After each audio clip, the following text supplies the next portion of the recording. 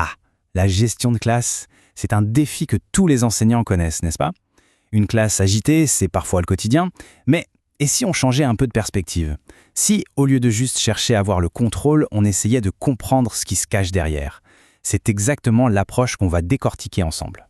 Voilà la grande question finalement. Comment on fait, concrètement, pour gérer ces comportements parfois difficiles? Et surtout, comment est-ce qu'on peut les transformer en une occasion d'apprendre? On va voir ça tout de suite, avec des pistes et des solutions très pratiques. Allez, c'est parti. On commence avec la première partie, les perturbations du cours. Vous savez, tout ce qui vient casser le rythme de la leçon. C'est souvent ce qu'on remarque en premier, bien sûr, mais attention, ce n'est pas forcément le plus compliqué à gérer. Le premier problème, c'est un grand classique, le bavardage. Ce brouhaha constant pendant que les élèves sont censés travailler. Ces petites discussions qui n'ont rien à voir avec l'activité et qui, évidemment, finissent par déconcentrer toute la classe. Ok, mais alors, pourquoi ça bavarde tant? C'est ça la question clé. Souvent, ce n'est pas juste pour embêter le monde.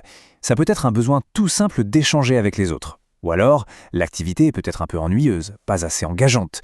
Ou encore, c'est le flou total. Personne ne sait vraiment qui doit faire quoi dans le groupe. Bon, alors comment on gère ça? Une super astuce, c'est de bien structurer le travail de groupe. On donne un rôle précis à chaque élève, un scribe, un gardien du temps, un porte-parole, ça aide énormément. On peut aussi utiliser des petits signaux, comme une clochette, pour indiquer le niveau de bruit attendu. Et puis une solution toute bête, mais qui marche du tonnerre, on prévoit des petits moments où ils ont le droit de discuter. Comme ça, le besoin est comblé et on peut se concentrer le reste du temps. Autre perturbation, autre grand classique, les interruptions. L'élève qui coupe la parole, que ce soit celle de l'enseignant ou d'un autre élève, ça casse complètement le rythme et la concentration de tout le groupe. Et là encore, pourquoi est-ce que ça arrive? Eh bien, ça peut être plein de choses. Un besoin de se faire remarquer, bien sûr. Parfois, c'est juste de l'ennui, l'élève a décroché, ou alors, beaucoup plus simplement, les règles pour prendre la parole sont pas assez claires ou pas assez répétées. Alors, qu'est-ce qu'on peut faire? D'abord, on peut carrément enseigner ce que c'est que l'écoute active. Oui, ça s'apprend. Ensuite, un truc qui paraît évident mais qui est crucial, le système de la main levée ou d'autres signaux non verbaux. Il faut que ce soit clair et respecté par tout le monde.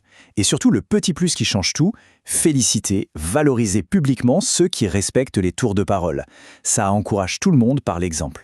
Ok, on a vu les perturbations bien visibles. Maintenant, on passe à quelque chose de plus subtil mais tout aussi important pour l'apprentissage, les freins à l'engagement des élèves. La distraction. L'élève qui a le regard dans le vide, qui compte les oiseaux qui passent par la fenêtre, ou celui qui sursaute à chaque fois qu'un stylo tombe. On parle de ce moment où l'esprit part en voyage, loin, très loin de la leçon. D'où ça vient cette distraction? Parfois, c'est l'environnement. Trop d'affiches sur les murs, trop de bruit dans le couloir, ça crée une surcharge sensorielle. Mais très souvent, ça vient de l'activité elle-même. Si elle est trop longue, trop difficile, ou si les instructions sont confuses, eh bien c'est normal de décrocher, non? Donc logiquement, la solution, c'est d'agir là-dessus. On peut par exemple varier les plaisirs, alterner une activité calme avec un truc plus dynamique. On peut aussi découper les tâches en petites missions plus courtes, ça paraît moins insurmontable. Penser à épurer un peu la déco de la classe peut aussi faire des miracles. Et un petit outil super pratique, le minuteur, pour donner un cadre de temps clair et visible. Là, on touche à un sujet un peu plus costaud, la rébellion. L'élève qui dit non ouvertement, qui défie les règles. C'est souvent très déstabilisant. Et il faut bien comprendre que derrière ce non, il y a souvent bien plus qu'une simple envie de provoquer. Face à ça, on a souvent deux chemins. Le premier, c'est la punition, centrée sur le contrôle. Tu as fait ça, voilà la sanction. Mais il y a une autre voie, la discipline positive. Et là, l'approche est complètement différente. L'idée, ce n'est pas de sanctionner pour sanctionner, mais de comprendre. Pourquoi as-tu fait ça? Qu'est-ce qu'on peut faire ensemble pour que ça ne se reproduise pas?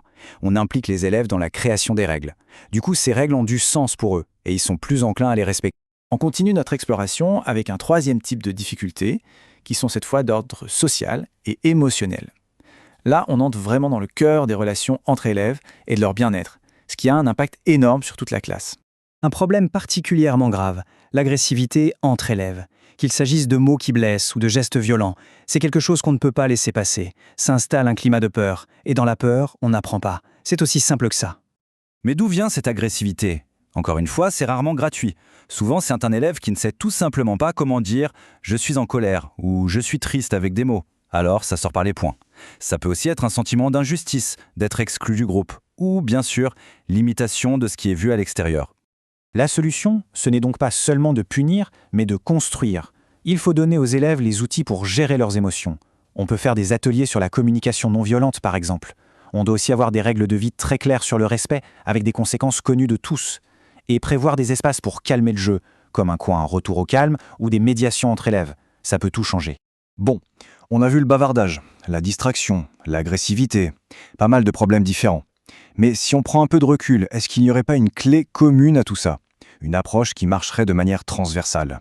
Eh bien oui, il y en a une, et elle est là la clé. La solution la plus efficace, ce n'est jamais de réagir à chaud au comportement, mais de se poser et de chercher la cause.